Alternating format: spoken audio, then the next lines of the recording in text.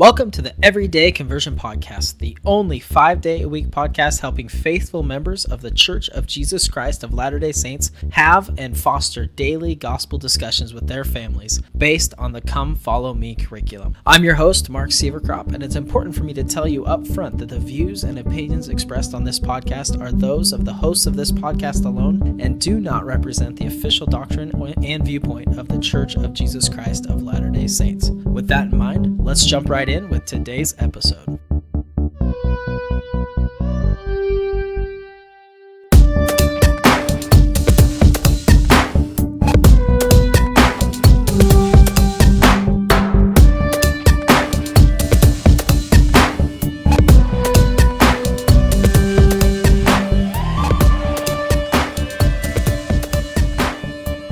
During the Savior's earthly ministry, most of the focus was on him. And rightfully so.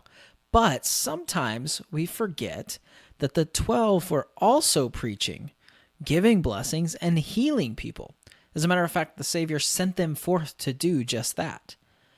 So in Matthew chapter 17, we learn of a time when the apostles were doing just that.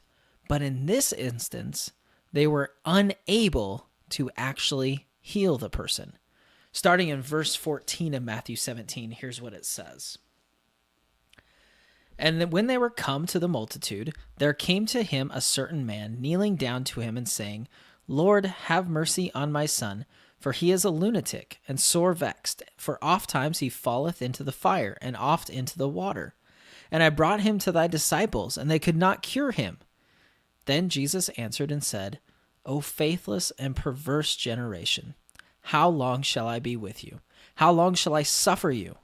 Bring him hither to me. And Jesus rebuked the devil, and he departed out of him, and the child was cured from that very hour. Then came the disciples to Jesus apart, and said, Why could we not cast him out? And Jesus said unto them, Because of your unbelief. For verily I say unto you, if ye have faith as a grain of mustard seed, ye shall say unto this mountain, Remove hence to yonder place, and it shall remove, and nothing shall be impossible unto you. Howbeit, this kind goeth not out, but by prayer and fasting.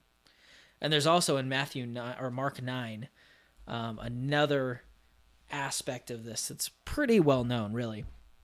So in Mark 9, when the father brings the child to the Savior, it says,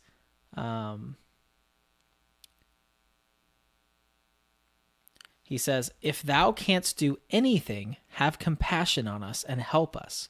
Jesus saith unto him, If thou canst believe, all things are possible to him that believeth. And straightway the father of the child cried out and said with tears, Lord, I believe. Help thou my unbelief. So we don't know who Christ is speaking to. There's several.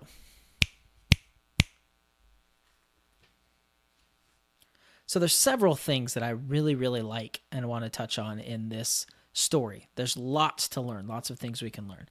So first off, we don't know who Christ is speaking to in verse 17 of Matthew when he says, O faithless and perverse generation. We don't know if he's talking to the apostles or the father of this child. That one makes sense because right before that, the father is saying, your disciples tried to heal him and they couldn't do it. So I mean, this is just, I can't say the Gospel of Mark. I used to say that this is the Gospel according to Mark. Well, I can't say that because there actually is a Gospel of Mark, and that's not what I'm talking about. My personal opinion as I was reading this, the thought came to my mind that it could be partly that this father had a little bit of doubt. Well, we know he had a little bit of doubt because he told the Savior, help my unbelief. So it could be that he lacked faith in the apostles' ability to provide the healing that was necessary. And we've seen in other of the Savior's miracles where unbelief has an effect on that person's ability to be healed. So that could have been. Maybe he lacked the faith in the apostles' ability, and so because he didn't believe that they could do it, they weren't able to do it. And so he went, quote, up the chain to Christ. Kind of in the same way that some people, I think, erroneously believe that a blessing from a general authority will be more effective than a blessing from their home teacher or from a member of their ward or even a bishop or a stake president. Now, the priesthood is the priesthood, and an elder, a newly ordained elder, holds just as much power, priesthood authority, as an apostle does, and can give the same blessing that an apostle can. So it's important for us to realize that and remember that the priesthood authority does not change based on the priesthood office, and that's important. And so I wonder if that maybe might have been a little bit of it, that he wasn't completely convinced that the apostles would be able to help his son at that time, and so he went to the Savior. But maybe not. But we also know that the apostles lacked faith. We know that they didn't have faith. Or at least had some unbelief. In 19 and 20, it says, that the apostles said, "Why could we not cast him out?" And the Savior said, "Because of your unbelief, because you didn't believe." So he rebukes them a little bit and encourages them to have a little bit of faith. And then on this idea of faith, I love, and it's one of my favorites, I love this interaction in Mark that's recorded of this Father and the Savior, where, he basically says, if you can do anything for us, if there's any way you can help us, please do it. It talks about how their son, he would fall into the fire, he'd fall into the water, and this family was concerned. They were worried. They were always having to watch this son of theirs. They were, it was great concern. So he's saying, have compassion on us, our family. And the Savior basically tells him, look, if you can believe, all things are possible. Anything can be done if you can believe. And I love that the father jumps out and immediately says, "Lord, I believe." Like he says, I have faith. But then he immediately says, "Help thou my unbelief." He recognizes that he doesn't have a perfect faith, that he has some doubt, that he has some concerns. And I love his honesty. I love his humility in being able to say to the Savior, "I'm believing as much as I can.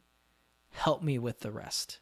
It's a wonderful example of somebody relying upon the atonement, relying upon the Savior to make up the difference between where they're at and where they can get to and where they need to be. So there's a couple quotes that I really, really like here that talk about this. First is Bruce R. McConkie. Elder McConkie says, kind of playing on this, or not playing, but referencing what the Savior said about faith. He says, quote, "By faith all things are possible. Nothing is too hard for the Lord. No sickness is too severe, no disease too disabling, no plague too destructive to be cured by the power that is faith. Whether in life or in death, nothing is withheld from those who abide the law of faith, which entitles them to receive it. But in practice, even among the most righteous mortals, faith or power is enjoyed in varying degrees, and some maladies require the exercise of greater healing power than others." And then Joseph Smith once said, quote, "If a man has not faith enough to do one thing, he may have faith to do another. If he cannot remove a mountain, he may heal the sick." So just this idea of, just because somebody's not able to do something, it doesn't mean you don't have faith. It's just faith is in degrees, and we can develop our faith.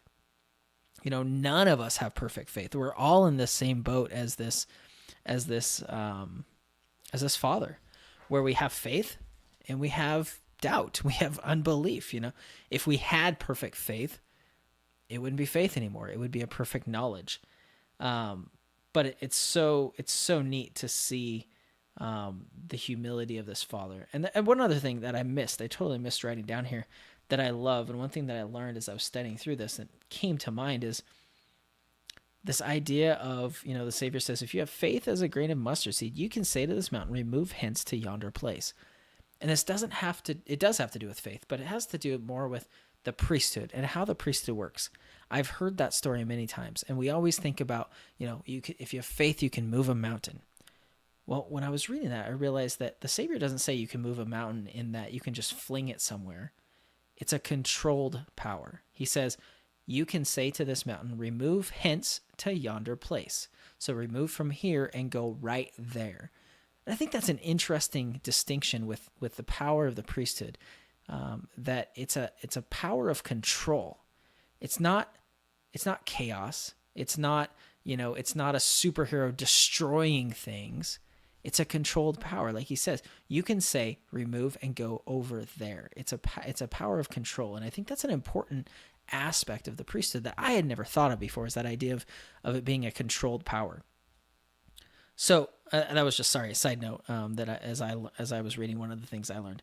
So my questions to you today are, first off, what do we learn about faith from this story? And the second is, when you experience doubt or unbelief, whether it's great or whether it's small, how can you still move forward relying upon the faith that you do have?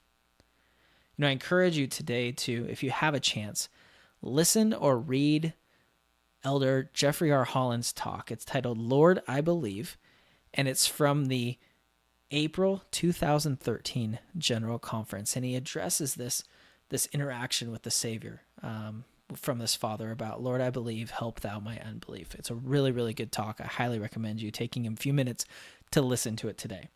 So just to recap again, the two questions: what do we learn about faith from this story? And second, when you experience doubt or unbelief, whether great or small in your life, how can you still move forward relying on the faith that you do have? Thank you for listening to the Everyday Conversion Podcast. For transcripts and other bonus materials, as well as past episodes, be sure to visit everydayconversion.com. And if you haven't yet, be sure to leave us a rating and review on iTunes or your favorite podcast listening platform. This episode was a production of the Everyday Conversion Podcast, and while we are faithful members of the church, the views and opinions expressed on this podcast are those of the hosts of this podcast alone and do not represent the official doctrine and viewpoint of the Church of Jesus Christ of Latter-day Saints. For official doctrine and viewpoints of the church, please visit lds.org